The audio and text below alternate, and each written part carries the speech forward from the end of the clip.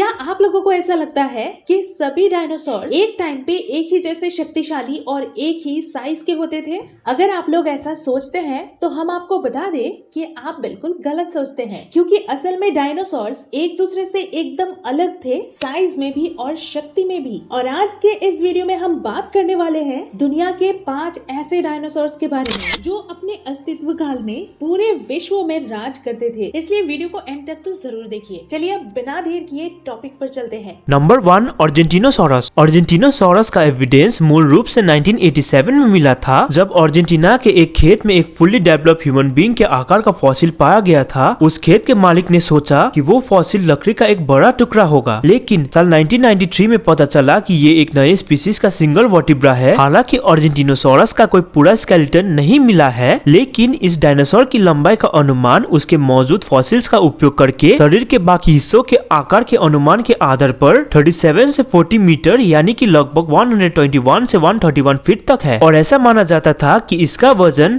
90 से 100 matric ton यानी कि 99 से 110 टन होना चाहिए। इन उपायों के अनुसार ऐसा कहा जा सकता है कि अर्जेंटिनोसॉरस अब तक का सबसे बड़ा डायनासोर है और साथ ही में ये सबसे बड़ा लैंड एनिमल भी था।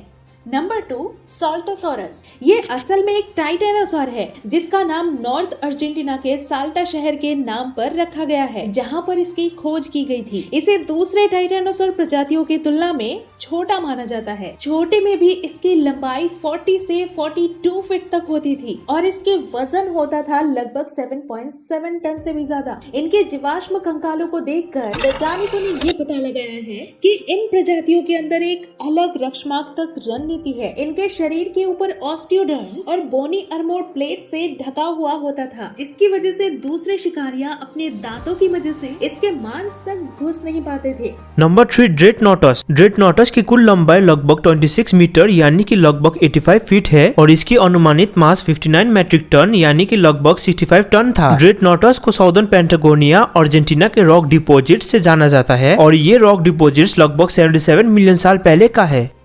नंबर 4, पटागोटिटन मायरम। पटागोटिटन मायरम शायद दुनिया का अब तक का सबसे बड़ा स्थलीय जानवर रहा होगा, जो इस प्रजाति के जीवाश्म हड्डियों के ढेर पर विचार करने के बाद किए गए आकार के अनुमान पर आधारित है। उस जीवाश्म की हड्डियों के ढेर में इस प्रजाति के एक जंग की हड्डी पाई गई थी जो 8 फीट लंबी थी और ऐसा माना जाता है कि इसका वजन लगभग 77 टन था और लंबाई 122 फीट मापी गई थी। लेकिन कुछ शोधकर्ताओं का मानना है कि ये अधिक अनुमान है, क्योंकि ये प्रजाति 100 मिलियन से 95 मिलियन वर्ष पूर्व जीवित थे। नंबर 5, रेप्टोसॉरस। 1998 में नॉर्दर्न मेडागास्कर में एक पहाड़ की खुदाई के दौरान रिसर्चर्स को टीनेज रेप्टोसॉरस का स्केलेटन मिला था और ये स्केलेटन अब तक खोजे गए सबसे कंप्लीट स्केलेटन्स में से एक था। इसके अलावा वहां पर एक टीनेज रेप्टोसॉरस का स्कल और एक एडल्ट रेप्टोसॉरस का स्कल भी मिला। हालांकि टीनेज रेप्टोसॉरस का स्कल की लंबाई केवल 8 मीटर यानी कि लगभग 26 फीट थी। इस बात पे साइंटिस्ट ने अनुमान लगाया कि इस स्पीसीज के फुली डेवलप्ड मेंबर्स 15 मीटर यानी कि लगभग 49 फीट तक लंबे हो सकते हैं।